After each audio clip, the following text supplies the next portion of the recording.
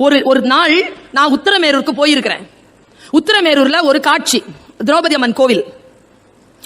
இங்க இருந்து அங்க வரைக்கும் ஒரு சிலை போட்டிருக்கான், துரியோதனன் சிலை, மண்ல பெருசா இருக்கு, கிரீடம் எல்லாம். கால் கட்ட ஒருத்தன் நிக்கிறான், தெருக்குத்துக்காரன், ஃபுல்லா அரிதாரம்லாம் பூசிட்டு நிக்கிறார், அந்த இதெல்லாம் போட்டுக்கிட்டு. தலைமாட்டில் ஒருத்தன் நிக்கிறான், முரசு அந்த டம டம டம டமன்னு அடிச்சாங்க. உடனே அவன் அங்க இருந்து அவன் தலைமாட்டை நின்றுட்டு இருந்தவன் பீமன், காலடி நிறுந்தவன் துரியோதனன், படுத்துட்டு இருக்கிற சிற்பம் துரியோதனன் சிற்பம். இதான் காட்சி. இது ஒரு சாமி கோயிலுக்கு முன்னால நடக்குது. நான் இதோ பிரார்த்தனையோடு இதை சொல்கிறேன் என் குழந்தைகளை. எப்படி நீங்கள் மாறப்போகிறீர்கள் என்று எனக்கு தெரியாது. பெரும் ரகசியம். பெற்றோர்களிடத்தில் யார் எந்த ஒரு குழந்தை பணிவுடன் நடந்து கொள்கிறதோ அந்த குழந்தை உலகாழ்கிறது. நீங்க பிரதமர் மோடி அவர்களை பார்த்திருக்கலாம். இன்றைக்கு தலைவர்களாக இருக்கக்கூடியவர்கள் எப்படி தன் தாயுடன் நடந்து கொள்கிறார்கள் என்பதை மட்டும் பாருங்க. தன் தகப்பனிடம் எப்படி நடந்து கொள்கிறார்கள் என்பதை மட்டும் பாருங்க. இந்த காட்சி மிக மிக முக்கியமான காட்சி. அப்படி சுதை சிற்பம் கீழே கிடக்குது. முரசு அறிவிச்ச உடனே அங்கிருந்து ஓடி வரான் பீமன், இங்கிருந்து ஓடி போறான் துரியோதனன். 2 ரவுண்டு சுத்துறான். தலைமாட்டில் நின்னுட்டான் துரியோதனன். கால் மாட்டில் தொடையில ஒரு பெரிய பானை, அந்த பானையை ஓங்கி அடிச்சு உடைச்சான் பீமன்.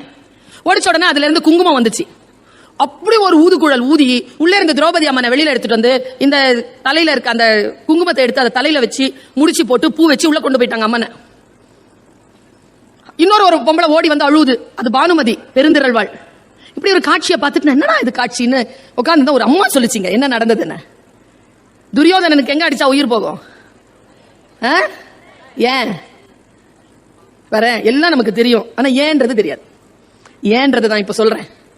என்ன ஆச்சுன்னா, துரியோதனனை கொல்ல வேண்டும் என்று முடிவு செய்கிறான் கண்ணன், கிருஷ்ணன், சாமி முடிவு பண்ணிருச்சு இவனை இன்னைக்கு கொலை பண்ணிடணும்னு, பீமனை வச்சு கொலை பண்ணிடணும்னு.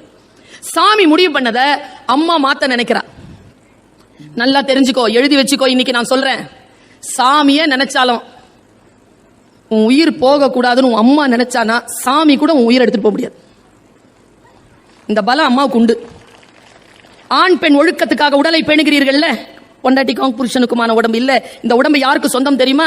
உன் மனைவிக்கு சொந்தம் இல்ல. இதோ பெண் குழந்தைகள் இருக்கிறீர்கள், உங்கள் கணவன்மார்களுக்கு சொந்தம் இல்லை இந்த உடல் 10 மாதம் வயிற்றிலே பெற்று தந்தாலே அந்த தாய்க்கு உரியது இந்த உடல். இந்த உடலை கெடுத்துக் கொள்வதற்கு உங்களுக்கு தகுதியோ அனுமதியோ கிடையாது. It is not yours. அவர்கள் உருவாக்கி தந்திருக்கிறார்கள். அதை கண்ணியமாக பேண வேண்டியதுதான் உங்கள் பொறுப்பு. இப்படி யாரும் உங்களுக்கு சொல்லி இருக்க மாட்டார்கள். இதோ நான் சொல்கிறேன். அந்த தாய் காந்தாரி அவ முடிவு செய்யறா, இன்னைக்கு கிருஷ்ணன் ஜெயிக்கிறானா நான் ஜெயிக்கிறானான்னு பாக்குறேன். பொறுமையில் சிறந்த பூமியும் உண்டு, பூமியை விஞ்சும் தாய்மனம் உண்டு. கோவிலில் ஒன்று, குடும்பத்தில் ஒன்று, கருணையும் தாய்மையும் கடவுளும் ஒன்று. 99 பிள்ளைகள் செத்து போனார்கள் காந்தாரிக்கு, கௌரவர்கள். ஒரே ஒரு பிள்ளை இருக்கிறான், அவனை காப்பாற்றணும்னு முடிவு செய்யறா. அவ கண்ணை கட்டி வச்சிருந்தா 12 காலமா. அவன் கணவனை கல்யாணம் பண்ணதுல இருந்து கண்ணை திறந்ததில்லை. எல்லா சக்தியையும் சேர்த்து வச்சிருக்கா அந்த கண்ணுல. பணிப்பெண்ணிடம் சொல்கிறாள், போய் துரியோதனனை கூட்டிட்டு வா. துரியோதனன் வரான். அம்மா, நாளைக்கு போருக்கு போக போகிறாய், நான் ஒரு காரியம் செய்யறேன், எனக்கு துணை செய்வியா? சொல்லுமா. போய் கவனமா கேளுங்க குழந்தைகளை. போய் குளிச்சுட்டு குளத்துல உடம்புல ஒரு பொட்டு துணி இருக்கக்கூடாது, ஒரு நகை இருக்கக்கூடாது. பிளைன் பாடி, எப்படி நான் உன்னை பெற்றெடுத்தேனோ அப்படி பிறந்த மேனியுடன் என் முன்னால் வா. சரியம்மா, வரேம்மா. போயிட்டான், குளிக்க போயிட்டான். இதை கேட்டு விட்டான் கண்ணன். இவன் காந்தாரி முன்னால போயிட்டான்னா இவனை கொலை செய்ய முடியாது என்பதனை கண்ணன் தெரிந்து கொண்டு கிருஷ்ண பரமாத்மா என்ன பண்ணார், அந்த துரியோதனனை கரெக்டா போய் இடமறிச்சார். அவன் குளிச்சுட்டு நடந்து வந்துட்டு இருக்கான். கிருஷ்ணன் கேட்டார், எங்கடா போற? அம்மாவை பார்க்க போறான். ட்ரெஸ் இல்லாம போற? அம்மா அப்படிதான் வர சொல்லுச்சு. அம்மானாலும் பொம்பளை இல்ல, அதுக்கு மறைக்க வேண்டியதாவது மறைச்சிட்டு போடா லூசு அப்படி சொல்லிட்டு போயிட்டார். ப்ரொவோக் பண்றது. இவன் என்ன செஞ்சா, ஒரு வாழை இலையை எடுத்து இடுப்புல வச்சுக்கிட்டு அம்மா முன்னால போய் நின்னா. துரியோதனா, வந்துட்டியா கண்ணா? வந்துட்டேம்மா. பிறந்தமேனியோட தானே இருக்கிறாய்? ஆமாம் அம்மா. உன்னை இதுவரைக்கும் நான் பார்த்ததில்லையடா. நான் எந்த குழந்தையும் பார்த்ததில்லை.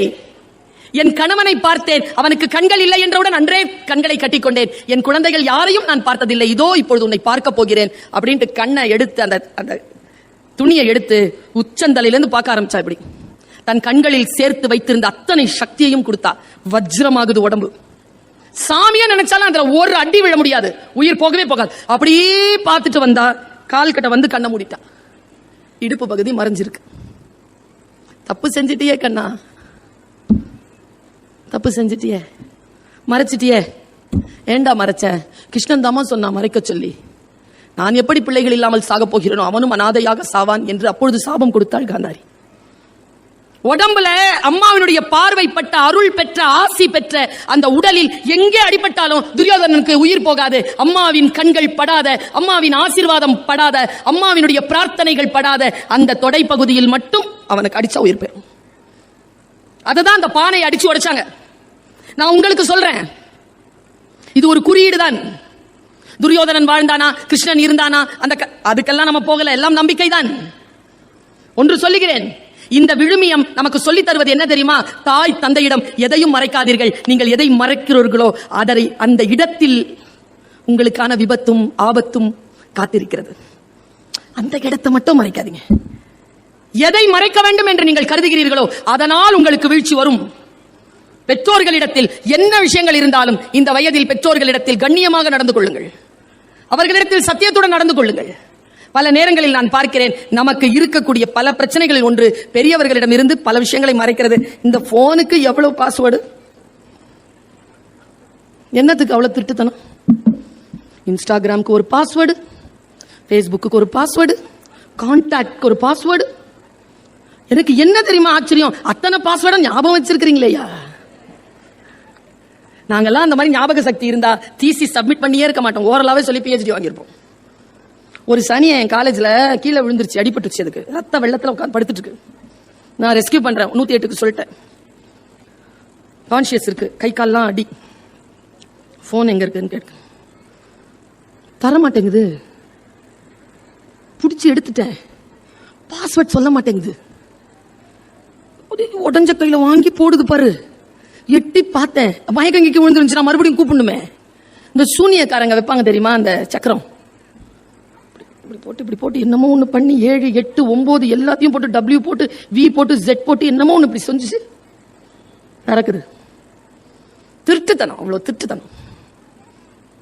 எதை நீங்கள் மறைவாக வைத்திருக்கிறீர்களோ அதனால் உங்களுக்கு வீழ்ச்சி வரும் என்பதனை இளைய சமுதாயம் புரிந்து கொள்ளுங்கள்.